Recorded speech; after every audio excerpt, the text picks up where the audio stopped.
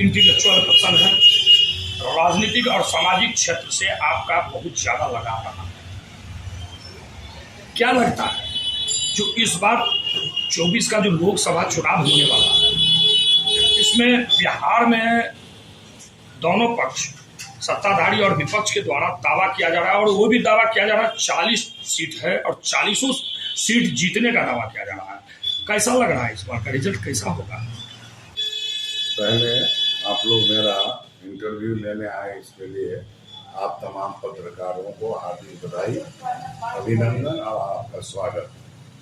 आपने सवाल किया कि दोनों पक्ष दावा कर रहे हैं कि हम 40-40 सीट जीते। एक बात बता दूं, दोनों पक्ष जो है जनहित और राष्ट्रहित में अभी जो काम करना चाहिए था, सरकार बनती है देश हित के लिए और जनहित के लिए, ये काम नहीं हो रहा है। एक बात बताऊं आप लोगों को, बड़ा गंभीर विषय है।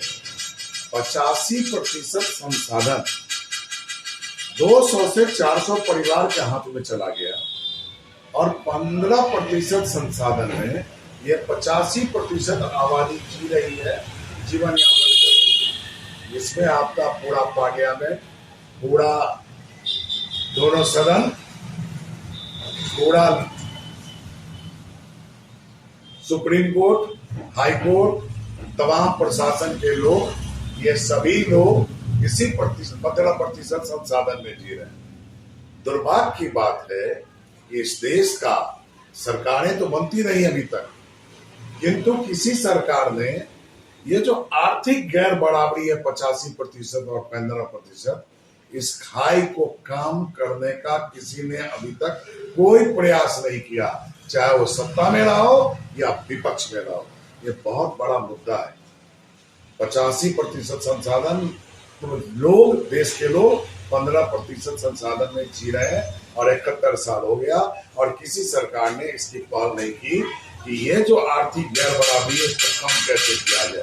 दूसरी बात, अभी दावा जो भी करे, लेकिन मैं कह रहा हूं दोनों पक्ष जनता के हित में और राष्ट्र हित में जो सार्थक पहल होना चाहिए था, सत्ता में सभी लोग रहे, विपक्ष में जो आज है वो कभी पक्ष में थे, और आज जो पक्ष में है वो कभी विपक्ष में थे। लेकिन जो 2-4 चीजें हैं जो दुनिया के सभी सरकारों की नैतिक जिम्मेदारी बनती है, शिक्षा, स्वास्थ्य, रोजगार, महंगाई और न्याय, ये 5 चीज सभी सत्ताधारियों की नैतिक जिम्मेदारी बनती है कि जनता और देश के लिए वो कारगर पहल करे, जिस पर अभी तक किसी सरकार ने नहीं प्राप्त किया। ये तो आप सीधे सरकार पर आरोप सरकार पर नहीं है, ये आरोप सरकार और विपक्ष दोनों पर है, हमारी राजनीतिक व्यवस्था पर है। कि हमारी राजनीतिक व्यवस्था आजादी के बाद से अभी तक किसी ने कोई सार्थक पहल नहीं। इसमें सुधार कहां से होगी? सुधार जनता को जगना पड़ेगा। जनता को जगाने के लिए संसाधन जो है वो सब जो है, जितने हमारे राजनीतिक दल हैं सभी पूंजीपति और जितने भी अर्थ के संचालन करने के एकाधिकार जिन लोगों ने ले रखा है, उन लोगों के इशारे पर हमारे पूरे देश की राजनीतिक व्यवस्था, प्रशासनिक व्यवस्था और न्यायिक व्यवस्था उनके इशारे पर चल रही है, जनहित और राष्ट्रहित में नहीं चल रही है। अब रही बात, दोनों पक्ष जो दावा कर रहे हैं, परिणाम कुछ भी आ जाए, व्यवस्था वही की वही पड़ी रहेगी। जनता जगेगी और जनता जिस दिन सवाल उठाएगी। हम लोगों ने इसी कड़ी में एक सरकार पर, चाहे किसी की भी सरकार आवे, उस पर एक दबाव बना रहे हैं, वोटर पेंशन योजना लागू करो, ताकि इस देश में संविधान में सब्जेक्ट जनता है। सारी पार्टियां कहती है हम जनता के लिए काम कर रहे हैं, और जनता महंगाई से परेशान, बेरोजगारी से परेशान, न्याय नहीं मिल रहा है। इतना महंगा हो गया कि घर बेच के, जमीन बेच के न्याय, वकील को पैसा देना, और तारीख पे तारीख न्यायिक व्यवस्था भी बिल्कुल गड़बड़ाई हुई है।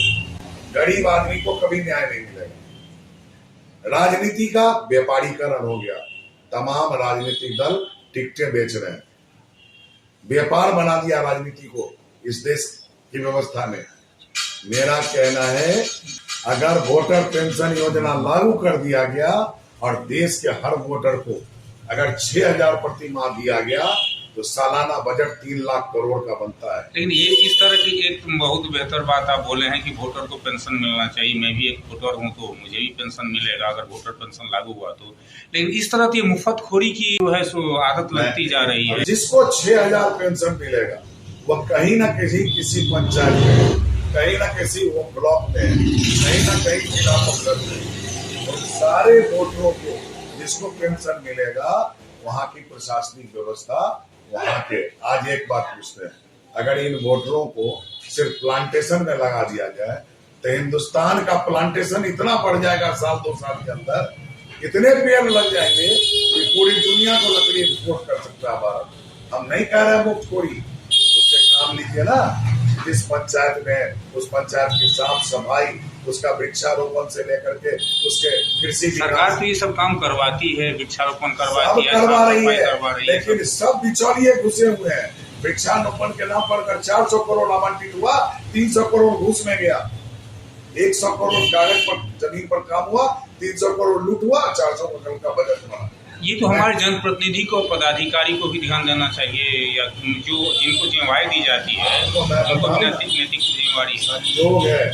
हमारे देश का जो संरक्षक है, जिसकी बात आप कर रहे हैं, जनप्रतिनिधि संरक्षक है हमारा, उसमें जनहित और राष्ट्र हित से इन लोग का कोई मतलब नहीं है। सब अपने व्यक्तिगत हित, जिस व्यक्तिगत हित में पार्टी हित भी दिखाई पड़ता है। पार्टियां बन गई जाति के नाम पर, धर्म के नाम पर। आज जो बच्चा पैदा होता है उसका जाति भी निर्धारित है, उसका धर्म भी निर्धारित है, उसका पार्टी भी निर्धारित है। इस व्यवस्था को पहले बदलना पड़ेगा।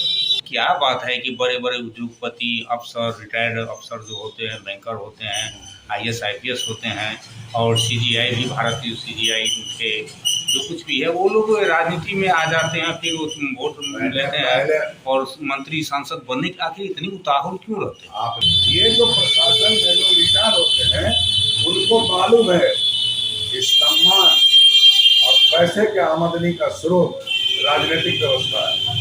इसीलिए रिटायरमेंट के बाद उस सम्मान के लिए और आर्थिक स्रोत बना रहे, उसके लिए राजनीति में आने के लिए प्रेरित। मैंने चुनाव लड़ा 2 बार। मैं 99 में लोकसभा लड़ा जनता दल से, फिर 4 में समाजवादी पार्टी से लड़ा।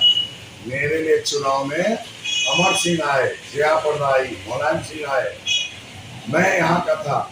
मेरे को अपने पर इतना भरोसा था कि मेरे बाप दादा ने स्कूल कॉलेज बनाया, जनता हमको स्वीकारेगी, इस उम्मीद में मैं आया था। सवाल लोग जनता करती है कि यहाँ रहते नहीं, मैं मानता हूँ रहता नहीं हूँ।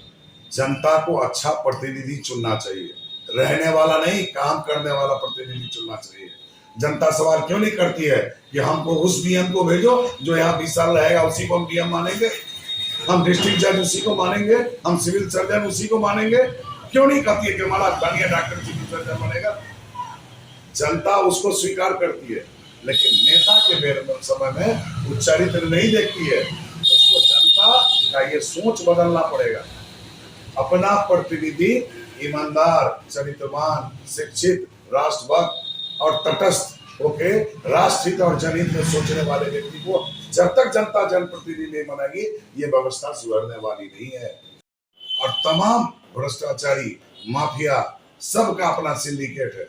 दुर्भाग्य देखिए आपका मधुबनी में अभी तुरंत चुनाव हुआ, क्या परिणाम आया? जितने जिले के समझदार चरित्रवान लोग थे वो एक प्लेटफॉर्म पर नहीं आए, जिसका परिणाम हुआ सिंडिकेट, दारू माफिया, जमीन माफिया, जितने चरित्रहीन लोग वो सब जनप्रतिनिधि बन के आ गए। और कितनी बुराई होगी पूरे प्रदेश में।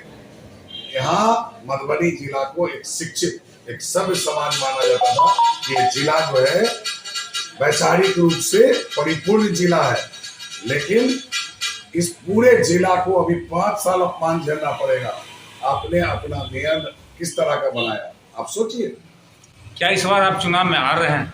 अगर जनता ने मेरा मनोबल बढ़ाया, जनता मेरे पीठ पर ये कहे कि नहीं आप राजनीति में आओ तो हम जरूर आएंगे। हम अपने लिए नहीं आएंगे, हम देश के हित के लिए आएंगे, जनता के हित के लिए आएंगे। हमको व्यक्तिगत हित के लिए मैं बहुत परिपूर्ण हूँ, संपन्न हूँ। सर कृपया अपना परिचय दे दीजिए। हाँ, मेरा नाम हुआ डॉक्टर अजय कुर्वे। मैं पटना विश्वविद्यालय में था। अभी मैं बहुत सारे संगठनों में काम किया। मैं अन्ना आंदोलन में बिहार में संयोजक था, उनका कार्यक्रम कराया। मैं बिहार व्यवसायी संघर्ष मोर्चा का प्रधान महासचिव था।